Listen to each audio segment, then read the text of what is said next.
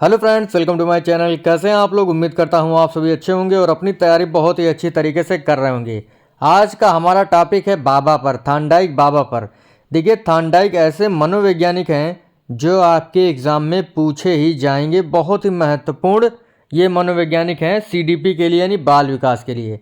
आपको पता है हम लोग 750 एमसीक्यूज की सीरीज चला रहे हैं, जिसमें हमने 145 प्रश्न अभी तक पढ़ लिए हैं। अगर आप उनको नहीं देखें, डिस्क्रिप्शन में आपको प्लेलिस्ट का लिंक दे दिया जाएगा, आप वहां से पिछले वीडियो जरूर देखेगा। एक एक टॉपिक जो है मैंने आपको अभी तक पढ़ाया, बहुत ही महत्वपूर्ण टॉपिक है और ऐसे प्रश्न पढ़ाए हैं जो बहुत ही चुनिंदा और बहुत ही इंपॉर्टेंट हैं। देखिए, आज के इस टॉपिक को शुरू करने से पहले मैं चाहूँगा, अगर आप मेरे चैनल पर पहली बार आए हैं तो चैनल को सब्सक्राइब कर लीजिएगा, बेल आइकन दबा दीजिएगा, जिससे कि आपको नई वीडियोज़ की नोटिफिकेशन समय से मिलती रहे। देखिए, थॉर्नडाइक जो हैं बहुत ही प्रसिद्ध मनोवैज्ञानिक हैं और एग्ज़ाम में इनसे प्रश्न पूछे ही जाते हैं। तो भैया शुरू करते हैं बाबा जी के प्रश्न। थॉर्नडाइक बाबा की जय। शुरू करते हैं। देखिए, टीका भी लगाए हैं। तो पहला प्रश्न हमारा, बहुकारक सिद्धांत जो कि बुद्धि का सिद्धांत है, किसने दिया है? तो ये दिए हैं थॉर्नडाइक महोदय। देखिए, इसको याद करने की ट्रिक क्या है? बहुकारक, इसमें आ रहा है बहु। देखिए, जब भी कोई बूढ़ा व्यक्ति होता है, अगर वो डाई लगा ले तो वो अच्छे से अपनी बहू लेने जा सकता है। आपने देखा होगा, जब भी शादी वादी होती है तो बूढ़े लोग जो है डाई लगा लेते हैं। तो डाई लगाकर बहू लेने गए, इस तरीके से आप इसे रिलेट करके याद कर लीजिएगा। अगला, थॉर्नडाइक ने बुद्धि के कितने प्रकार बताए? थॉर्नडाइक ने बुद्धि के कितने प्रकार बताए थे? ये बताए थे तीन तिगाड़ा काम बिगाड़ा। 3 प्रकार बताए थे। कौन कौन से? मूर्त बुद्धि, दूसरा अमूर्त बुद्धि, तीसरा सामाजिक बुद्धि। ठीक है, 3 प्रकार बताए थे किसके? बुद्धि के। याद रखिएगा आप लोग। अगला है, थॉर्नडाइक बाबा कहाँ के निवासी थे? बाबा जी की जय हो। थॉर्नडाइक कहाँ के निवासी थे? जापान, रूस, अमेरिका या इंग्लैंड के? तो थॉर्नडाइक अमेरिका के निवासी थे। कहाँ के निवासी थे? अमेरिका के निवासी थे। और वाइगोस्की आपके रूस के निवासी थे। अगला प्रश्न देखिए, बहुत ही महत्वपूर्ण प्रश्न है। प्रयास एवं त्रुटि का सिद्धांत यानी प्रयत्न एवं भूल का सिद्धांत जो है किसने दिया था? ये दिए थे बाबा जी यानी थॉर्नडाइक महोदय। इन्होंने अपने सिद्धांत को सिद्ध करने के लिए किस पर प्रयोग किया था? बिल्ली पर। इनकी पुस्तक का नाम है शिक्षा मनोविज्ञान। ठीक है, उसको भी ध्यान रखिएगा। एजुकेशनल साइकोलॉजी इनकी पुस्तक है, उसी में प्रयास एवं त्रुटि के सिद्धांत को प्रकाशित किया गया था। अगला है बाबा जी पर प्रश्न, थॉर्नडाइक ने किस जानवर पर प्रयोग किया था? बिल्ली मौसी पर। किस पर प्रयोग किया था? बिल्ली मौसी पर प्रयोग किए थे। याद कर लीजिए, बिल्ली मौसी पर प्रयोग किए थे। पिंजड़े में जो है बंद कर दिए थे बिल्ली को। भूखी बिल्ली थी, पिंजड़े में बंद कर दिए थे। ठीक है, तो भूखी बिल्ली पर प्रयोग किया था। अगला है, थॉर्नडाइक ने सीखने के प्राथमिक नियम कितने बताए थे? थॉर्नडाइक ने सीखने के प्राथमिक नियम 3 तिगाड़ा काम बिगाड़ा। लेकिन 3 तिगाड़ा काम बिगाड़ा नहीं, इन्होंने शिक्षा मनोविज्ञान में काम बनाया। ठीक है, 3 प्राथमिक नियम बताए थे। कौन कौन से? तत्परता का नियम, अभ्यास का नियम और प्रभाव का नियम। ठीक है, अभी जैसे जैसे आप आगे बढ़ेंगे आपको डिटेल से इनके बारे में पता चलता जाएगा। अगला है, थॉर्नडाइक की पुस्तक निम्न में से नहीं है। एजुकेशनल साइकोलॉजी है, एनिमल इंटेलिजेंस है, इमोशनल इंटेलिजेंस नहीं है। ये पुस्तक किसकी है? गोलमैन की। गोलमैन की। जब हम इमोशनल होते हैं तो गोल हो जाते हैं। The psychology of learning. तो ये 3 पुस्तकें जो हैं किसकी हैं? थॉर्नडाइक जी की हैं। ठीक है, और बाकी जो है वो एक जो है वो गोलमैन की है। अगला है, सीखने के गौड़ नियम थॉर्नडाइक ने कितने बताए थे? देखिए भैया, सीखने के प्राथमिक नियम बताए थे 3। किसने? थॉर्नडाइक जी ने। वो आपको पता है, पहला तत्परता का नियम, दूसरा अभ्यास का नियम, तीसरा प्रभाव का नियम। और 5 जो है गौड़ नियम बताए थे। कौन कौन से? बहुप्रतिक्रिया का नियम, दूसरा मनोवृत्ति का नियम, तीसरा आंशिक क्रिया का नियम, चौथा आत्मीकरण का नियम, 5वां संबंधित परिवर्तन का नियम। अगला हमारा प्रश्न है, सीखने का प्राथमिक नियम निम्न में से नहीं है। तत्परता का नियम, आत्मीकरण का नियम, अभ्यास का नियम और प्रभाव का नियम। देखिए, तत्परता का नियम क्या कहता है कि जब हमारी सीखने की इच्छा होगी तभी हम सीखेंगे, अन्यथा नहीं सीखेंगे। ठीक है। आत्मीकरण का नियम क्या कहता है कि किसी नए ज्ञान को सीखकर उसे दैनिक जीवन में प्रयोग करना, जैसे 1 to 100 तक गिनती सीख करके उनका दैनिक जीवन में प्रयोग करना। अभ्यास का नियम करत करत अभ्यास ते जनमत हो सुजान, ठीक है। यानी जो है अभ्यास अगर हम लगातार करते रहेंगे तो हम जो है सफल होंगे ही। करत करत अभ्यास ते जनमत होत सुजान रसरी आवत जात ते सिल पर पड़त निशान, ठीक है। तो ये अभ्यास का नियम कहता है कि जब तक हम अभ्यास करते रहेंगे हम अच्छी तरीके से सीखते रहेंगे। अभ्यास के नियम को 2 भागों में बांटा गया है, उपयोग का नियम और अनुपयोग का नियम, ठीक है। इनको ध्यान रखिएगा। अगला है आपका प्रभाव का नियम। प्रभाव का नियम कहता है कि जो चीज जिस प्रकार से हमें इफेक्ट करेगी, ठीक है, उसी हिसाब से हम काम करेंगे। जैसे कोई चीज़ अगर हमें संतोष देगी तो हम उस काम को करेंगे, अन्यथा नहीं करेंगे, ठीक है। दुख देगी नहीं करेंगे, दंड देगी नहीं करेंगे, ठीक है। इसी प्रकार से सुख देगी, संतोष देगी और पुरस्कार देगी तो हम उस काम को करेंगे, अन्यथा नहीं करेंगे। तो आत्मीकरण का नियम जो है ये गौण नियम है। बाकी आपके 3 नियम, तत्परता का नियम, अभ्यास का नियम और प्रभाव का नियम, ये आपके प्राथमिक नियम हैं। अगला है संतोष व असंतोष, दंड व पुरस्कार, सुख व दुख किस प्राथमिक नियम को कहा जाता है? प्रभाव का नियम, अभ्यास का नियम, तत्परता का नियम, बहु प्रतिक्रिया का नियम। देखिए अभी मैंने आपको बताया था जो चीज़ हमें जिस हिसाब से इफेक्ट करेगी वो प्रभाव के नियम के अंतर्गत आता है। संतोष व असंतोष, दंड व पुरस्कार, सुख व दुख का नियम प्रभाव का नियम कहलाता है। गौण नियम सीखने का कौन सा नहीं है? बाबा जी देखिए बहुत ही गुस्सा हैं, अगर आप इसका जवाब दे देंगे तो एकदम जो है खुश हो जाएंगे, स्माइल करेंगी।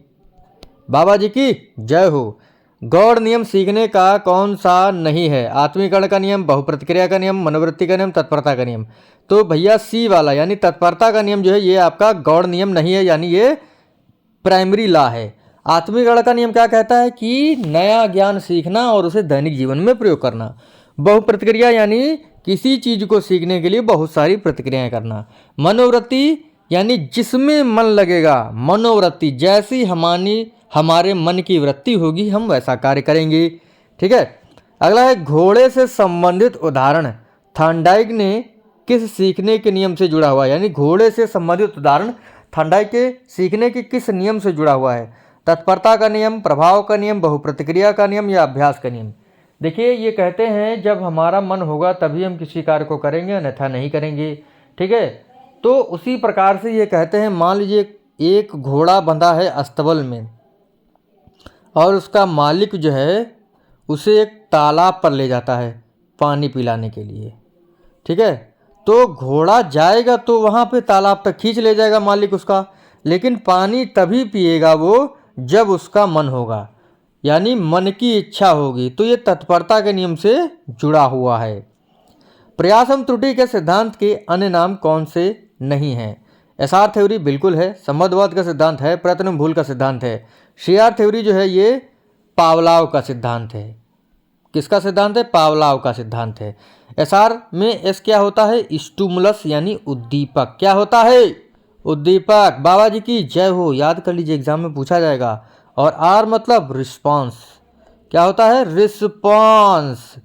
बाबा जी ने कहा है एस मतलब उद्दीपक और आर मतलब रिस्पॉन्स, इन दोनों में संबंध जोड़ दिया, इसी वजह से इनके सिद्धांत को संबंधवाद का सिद्धांत कहते हैं।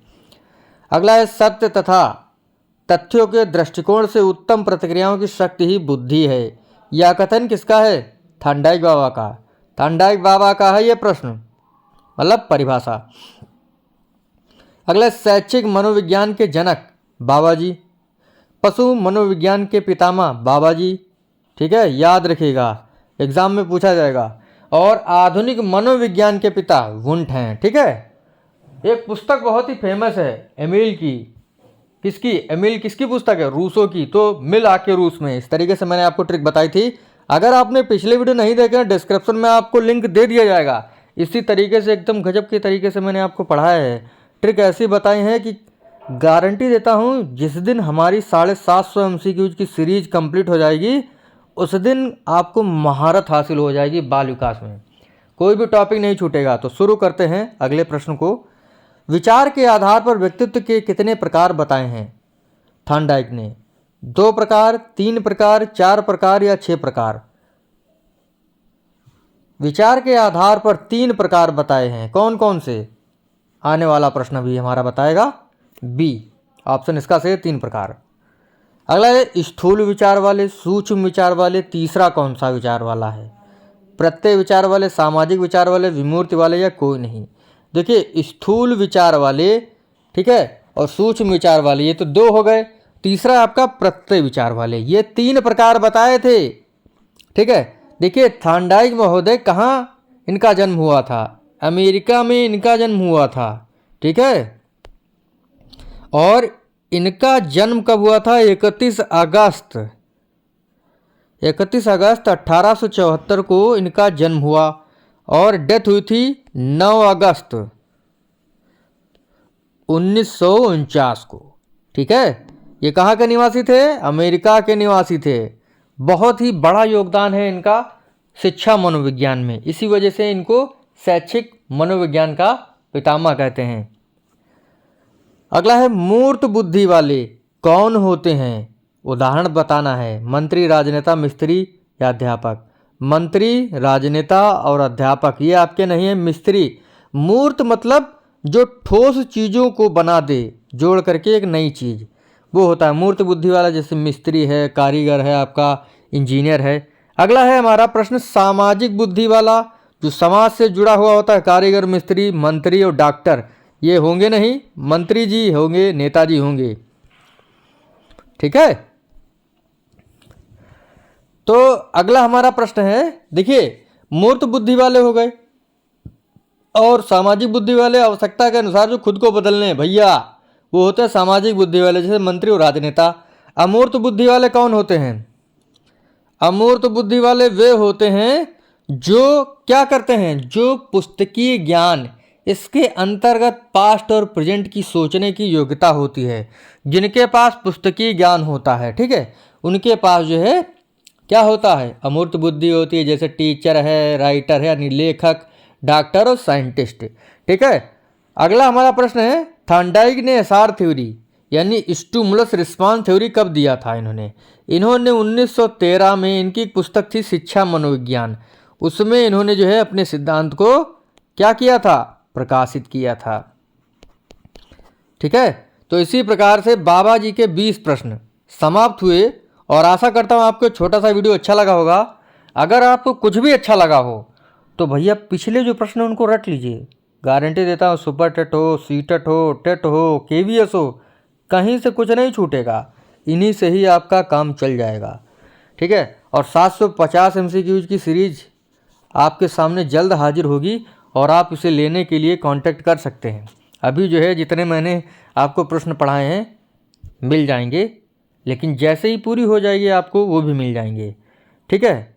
और शुल्क इसका बहुत ही कम रहेगा और लेने के लिए आप मेरे नंबर 78 49 88 0187 78 49 88 0187 पर कांटेक्ट कर सकते हैं।